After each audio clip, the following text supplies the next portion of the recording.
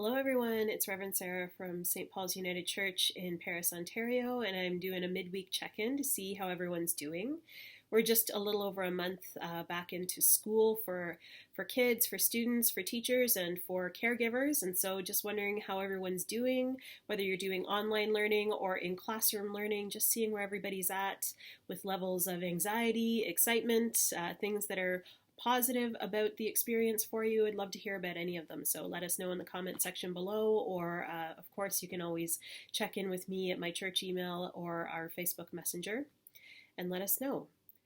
I'm also grateful this past Sunday for the fact that we gathered for the first time for an in-person service of worship in the St. Paul Sanctuary, and I am so incredibly thankful for our Reopen Task Committee and for our church board and for all the members from St. Paul's who volunteered their time to help make sure everything ran as smoothly as possible with our contact tracing, with making sure everybody knew which way to go, with setting up the sanctuary beforehand, so many things that went into it. So it was lovely to be back in that space together that we have not shared since March the 15th of this year. So we'll continue on to do our in-person as well as online services going forward.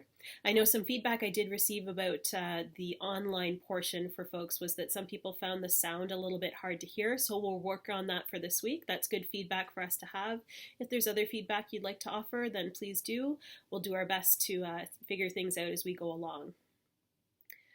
On Sunday, we looked at the theme of plotting goodness and talked about the word blessing specifically in the sermon time. And as some colleagues and I were discussing last week, this is a word that can often be a little bit loaded.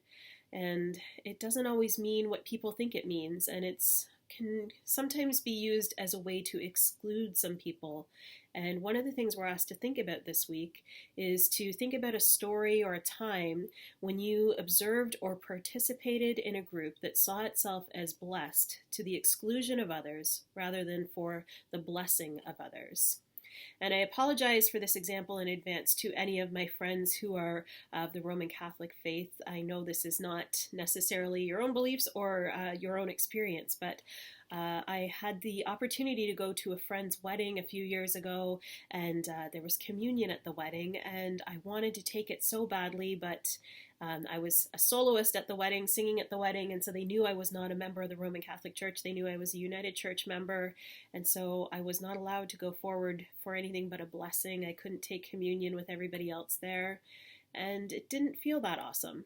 It felt a little bit like I was left out of the circle because I hadn't been raised a certain way in a certain type of church. And so that's one of my experiences. There's been lots of experiences for people, unfortunately, rather than feeling blessed by the gifts of God in a place of worship, that they felt excluded.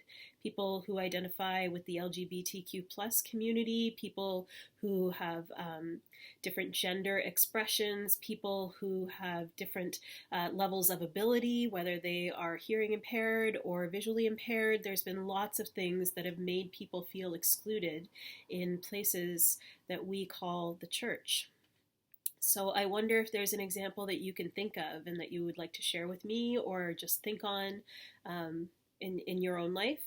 And then this week for children, or for anybody really, to have a discussion maybe around the breakfast table or for you around the dinner table.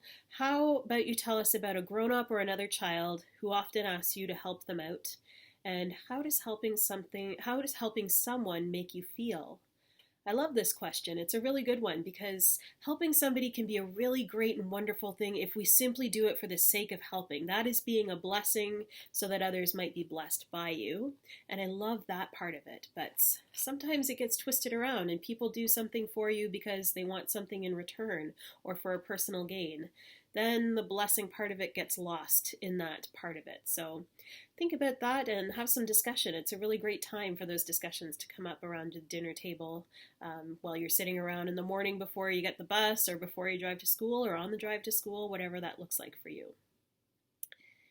Big questions, big thoughts, but we're going to continue to walk this journey together, and I hope that you'll continue to check in with me and let me know how things are for you, where you're feeling at, and if there's anything that you need from us or from me specifically. So from us at St. Paul's, I hope you have a wonderful day, a wonderful week, and that I get to see you soon.